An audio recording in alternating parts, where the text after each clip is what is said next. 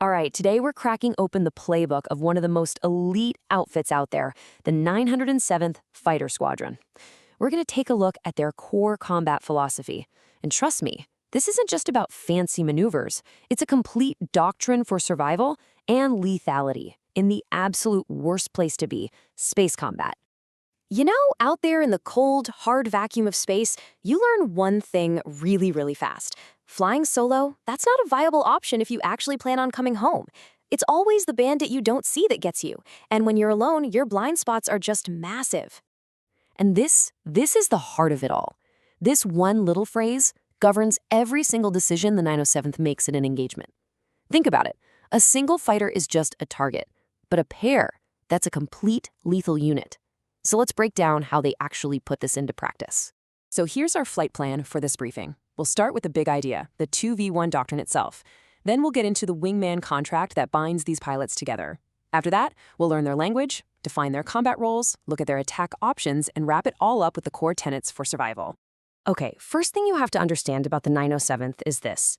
They never, ever enter a fair fight. Combat isn't a sport. The entire goal is to have an overwhelming advantage, and that starts by making sure that every single engagement is, by its very design, a 2 versus 1 situation. So how do you get two individual pilots to act like one single cohesive unit? Well, it all starts with a pact, something that underpins every single tactical decision they make in the cockpit. They call it the Wingman contract. And there it is. This is the promise they make to each other. It's really a three-part system of total trust. First, I've got your back. I will keep you alive. Second, I'll take care of myself. I will stay alive. And third, and this is crucial, we will never lose sight of the objective. This is the bedrock of everything they do. Now, when you're in the middle of a furball, there's absolutely no time for a long conversation. Communication has to be instant. It has to be crystal clear. And that's where brevity codes become a literal lifeline. This isn't just jargon, it's the language of survival. First term you gotta know, engaged. This is the pilot who's actively mixing it up with a target, whether they're on offense or defense. At that moment, their entire world shrinks down to just two things: stay alive and take out that bandit. That's it. And look at the primary role for the support pilot. It's not get the kill, it's deconfliction. What does that mean? It means their number one job before anything else is to not hit their wingman. Make sure you don't collide, make sure you don't shoot them. Then you can protect them and look for your own shots. And this right here shows you the power of that brevity. The engaged pilot just calls out, Eagle 1, engaged. And their partner immediately comes back with, Eagle 1, press. Boom. In just 2 words, the roles are set, the situation is clear, and the dance begins.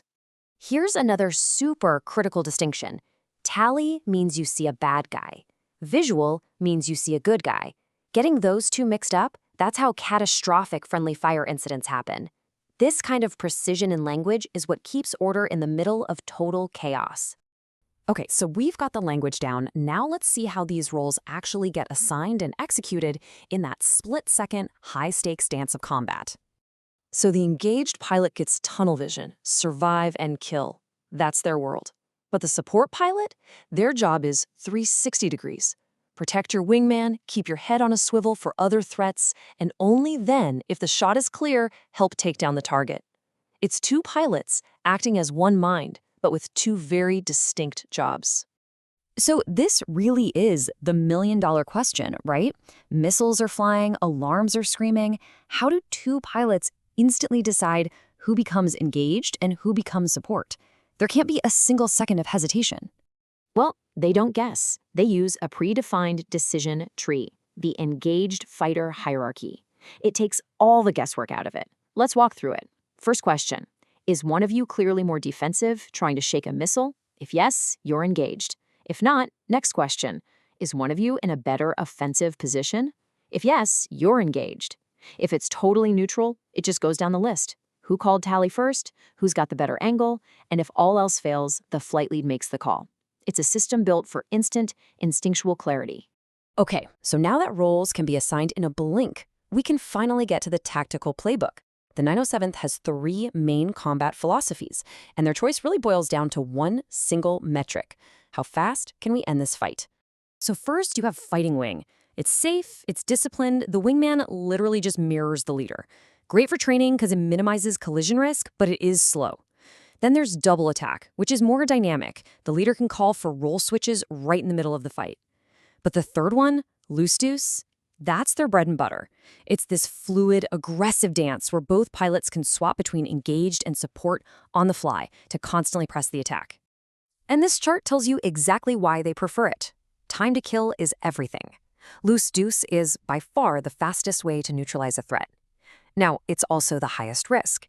It requires an incredible amount of trust and skill to pull off without a disastrous mistake.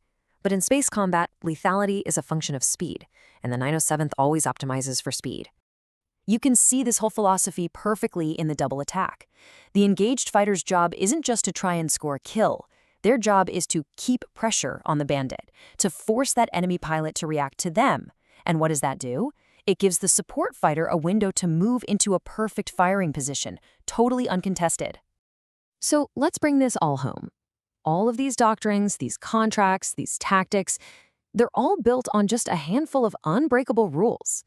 These are the core tenets that every single pilot has to burn into their brain if they want to survive and win. Lose sight, lose the fight. Simple as that. Your sensors can fail, your radar can get jammed, but your own two eyes are your most reliable combat tool. The second you lose visual contact with a bandit is the second you give them an opportunity to kill you. Situational awareness is life, period. And these are the final rules to live by.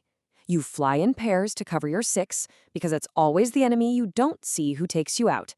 You have to remember that your ego has no place in that cockpit.